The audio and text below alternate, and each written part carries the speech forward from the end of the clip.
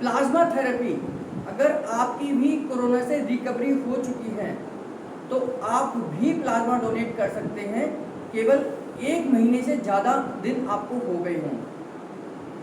नमस्कार, मैं नवल किशोर, न्यूरोथेरेपिस्ट, और इस वीडियो में आपको बताऊंगा प्लाज्मा थेरेपी के बारे में। ये प्लाज्मा थेरेपी है क्या, क्यों इतना ज़्यादा जोर दिया जा रहा है, क्यों इतना ज़्यादा लोगों से डोनेशन के लिए जोर दे रहे हैं कि आपको प्लाज्मा डोनेट करना चाहिए, और जो लोग ठीक हो रहे हैं। तो सबसे पहले इसके कॉन्सेप्ट को मैं समझाता हूँ।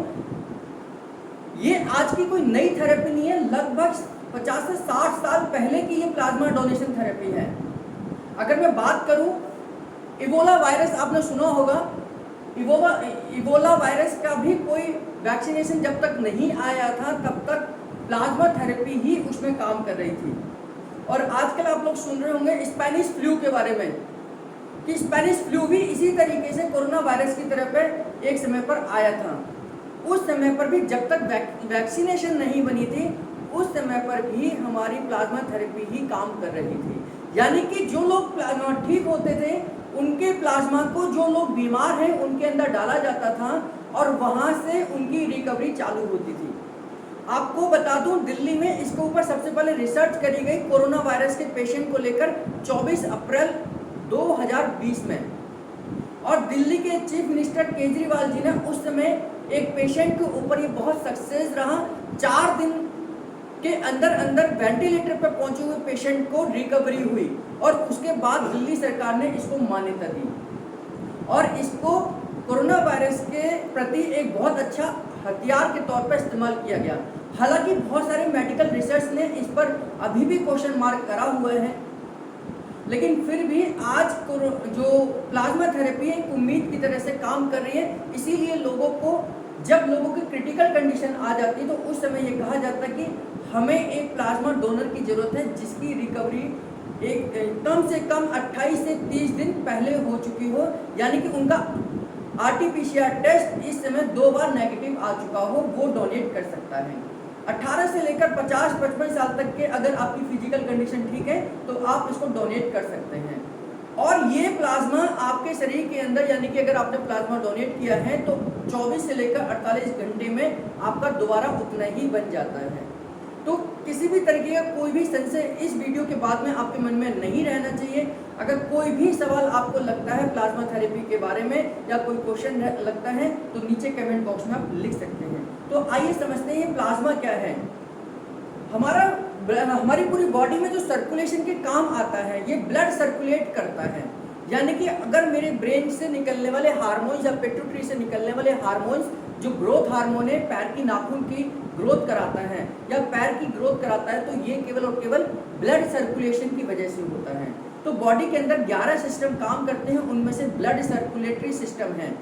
इस ब्लड सर्कुलेटरी सिस्टम में, जिसको हम ब्लड बोलते हैं, जब हमें चोट लग जाती है या हम काटते हैं तो ये ब्लड जो बाहर आता है, इसी ब्लड सर्कुलेटरी सिस्टम से हमारी पूरी बॉडी में हार्मोन्स, रॉ मटेरियल्स या कहूँ ग्लूकोज पूरी बॉडी में पहुँचता है। तो ये ब्लड जो है, इस ब्लड को हम अगर 2 पार्ट में डिवाइड कर दें तो 40% ब्लड सेल्स का पार्ट होता है ब्लड के अंदर, यानी कि 40% ब्लड सेल्स का पार्ट होता है, उनमें WBC, RBC और प्लेटलेट्स। आपने सुना होगा प्लेटलेट के बारे में, दिल्ली वाले तो बहुत अच्छी तरह से जानते हैं कि पहले जब कोरोना नहीं था तो डेंगू नामक एक बीमारी बहुत ज़्यादा दिल्ली में होती थी, और इस डेंगू की बीमारी में प्लेटलेट ही गिरते थे, और उस समय पर प्लेटलेट मांगे जाते थे, यानी कि प्लेटलेट कोई डोनेट कर दे। तो ये RBC, WBC, प्लेटलेट ये 40% हमारे ब्लड का पार्ट है, यानी कि ब्लड का पार्ट है। इसमें 60% यानी कि ज़्यादातर जो भाग है वो ब्लड प्लाज्मा का होता है। इसी प्लाज्मा की हम बात कर रहे हैं। ये वही प्लाज्मा है जो इस समय पर एक परमाणु बम के हथियार के तौर पर कोरोना पेशेंट को अप्लाई करा जा रहा है। तो ये जो प्लाज्मा है, इस प्लाज्मा में बहुत सारी चीज़ें होती हैं। इसके अंदर कुछ गैसेस होती हैं, जैसे कार्बन डाइऑक्साइड है, ऑक्सीजन है, ये ब्लड प्लाज्मा के अंदर ही होती हैं। कुछ हार्मोन जो हमारी बॉडी के अंदर सर्कुलेट होते हैं, ये हार्मोन्स भी इसी प्लाज्मा के अंदर होते हैं। एंटीबॉडीज, जिस एंटीबॉडीज के लिए प्लाज्मा पेशेंट जो ठीक हो चुके पेशेंट है, उनका प्लाज्मा पेशेंट के अंदर, यानी कि जिसको पेशेंट पीड़ित है कोरोना से, उसके अंदर डाला जा रहा है। एंटीबॉडीज है, इसके बारे में भी मैं बात करूंगा, ये कैसे डेवलप होती हैं। और प्लाज्मा प्रोटीन, ये प्लाज्मा प्रोटीन, इनमें से कुछ चीज़ें और भी होती हैं जो ब्लड प्लाज्मा के अंदर होती हैं, लेकिन हमारा आज का कॉन्सेप्ट है बाकी सारी चीज़ों पर बात न करके एंटीबॉडीज पर। जिस भी पेशेंट को, जिस भी व्यक्ति को पहली बार कोरोना होता है, यानी कि अगर मुझे अभी तक कुछ भी दिक्कत नहीं है और मुझे कोरोना ने अटैक कर दिया, तो हमारी इम्यूनिटी सिस्टम, यानी कि मेरे शरीर की इम्यूनिटी सिस्टम स्ट्रांग होगी, तो वो किसी भी वायरस के अंदर जाने पर प्लाज्मा के साथ मिलकर, यानी कि इम्यूनिटी सिस्टम प्लाज्मा के साथ मिलकर एंटीबॉडीज बनाती हैं। ये न केवल कोरोना के लिए मैं बता रहा हूँ, ये हर प्रकार के वायरस के लिए मैं बता रहा हूँ। किसी भी प्रकार का कोई भी वायरस हमारे शरीर के अंदर एंटर करता है तो हमारा इम्यून सिस्टम जाग जाता है और वो अलर्ट हो जाता है कि कोई भी फॉरेन मैटर, यानी कि कोई ऐसी चीज जो शरीर की नहीं है हमारे शरीर के अंदर एंटर कर गई है। तो ऐसे समय पर हमारे शरीर का इम्यून सिस्टम प्लाज्मा के साथ मिलकर एंटीबॉडीज बनाता है। अगर मान लीजिए उन एंटीबॉडीज ने उस कोरोना वायरस या कोई भी वायरस है उसको डिस्ट्रॉय कर दिया, तो जिंदगी में दोबारा अगर वो वायरस शरीर के अंदर एंटर करेगा तो एंटीबॉडीज को पता है कि हम इसको कैसे मार सकते हैं। लेकिन ज़्यादातर ये देखा जाता है कि हमारी इम्यूनिटी, यानी कि हमारी एंटीबॉडीज किसी नए वायरस को नहीं पहचान पाती और उससे कैसे लड़ा जाता है ये नहीं पहचान पाती। अगर आपकी इम्यूनिटी बहुत अच्छी है, आपका ब्लड प्लाज्मा एकदम फर्स्ट क्लास है, तो आप बिल्कुल सामना कर सकते हैं कोरोना का या किसी भी वायरस का। तो ऐसे समय पर उससे लड़ लड़कर उसे मार मारकर हमारी एंटीबॉडी सीख जाती है, समझ जाती हैं कि हम इस प्रकार के वायरस को कैसे डिस्ट्रॉय कर सकते हैं। और यही हार्ड इम्यूनिटी कहलाती है, यानी कि जब हमारी शरीर की रोग प्रतिरोधक क्षमता, इम्यूनिटी सिस्टम, इम्यूनिटी पावर जब किसी भी वायरस को डिस्ट्रॉय करने के लिए तैयार हो जाती है, तो इसको बोलते हैं हम हार्ड इम्यूनिटी में आ गए हैं, हम सेल्फ उसका इलाज कर लेते हैं।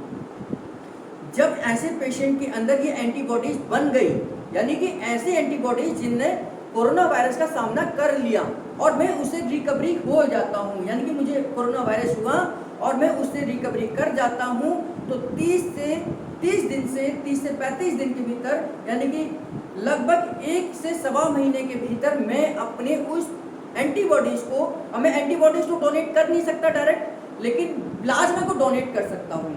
तो हमारे शरीर के अंदर जब हम डोनेट करते हैं तो लगभग 1 यूनिट का ब्लड हमारे शरीर से लिया जाता है और उसमें से ये फिल्टर कर दिया जाता है, ये फिल्टर कर देते हैं। 1 से 1.5 यूनिट तक का ब्लड लेते हैं और उसमें से फिल्टर कर देते हैं, यानी कि वो केवल प्लाज्मा अपने पास रखते हैं, बाकी के ये जो ब्लड सेल्स हैं इनको दोबारा से उस डोनर के अंदर डाल दिया जाता है। ऐसी टेक्नोलॉजी हमारे पूरे देश में जहाँ प्लाज्मा डोनेशन होता है वहाँ होती है, यानी कि वो मशीन उस ब्लड में से केवल प्लाज्मा अपने पास रखती है और ये ब्लड सेल्स दोबारा से उस डोनर के अंदर डाल दी जाती है।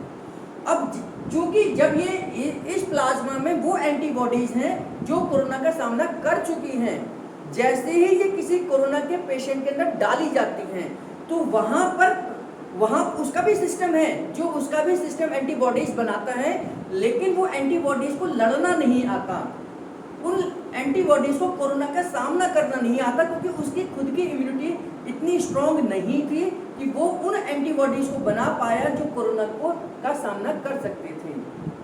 तो जैसे ये ताकतवर एंटीबॉडीज उस शरीर के अंदर डाली जाती हैं और ये एंटीबॉडीज उसके शरीर की एंटीबॉडीज को सिखाती हैं, बताती हैं कि कैसे कोरोना का सामना करा जा सकता है। तो ऐसे केसेस में इस समय पर जो हमारी यानी कि जो रिकवरी पेशेंट की एंटीबॉडीज है, उस पेशेंट की, जो पेशेंट ग्रसित है, बीमार है, उसकी एंटीबॉडीज को लड़ना सिखाता है और धीरे धीरे कर वो कोरोना को पराजित कर देता है, यानी कि कोरोना का खत्म कर देता है। ये थ्योरी काम करती है जब हम प्लाज्मा डोनेट करते हैं। किसको जरूरत पड़ती है प्लाज्मा थेरेपी की?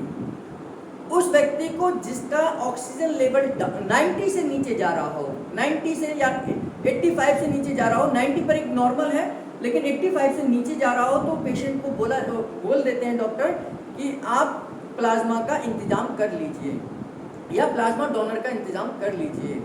उसकी ब्रीथिंग रेट, यानी कि रेस्पिरेटरी रेट उसकी 25 से 30 के बीच में पहुंच रही है। वैसे हमारी नॉर्मल जो ब्रीथिंग रेट है वो 15 से 16 होती है, यानी कि 1 मिनट में हम 15 से 16 श्वास लेते हैं।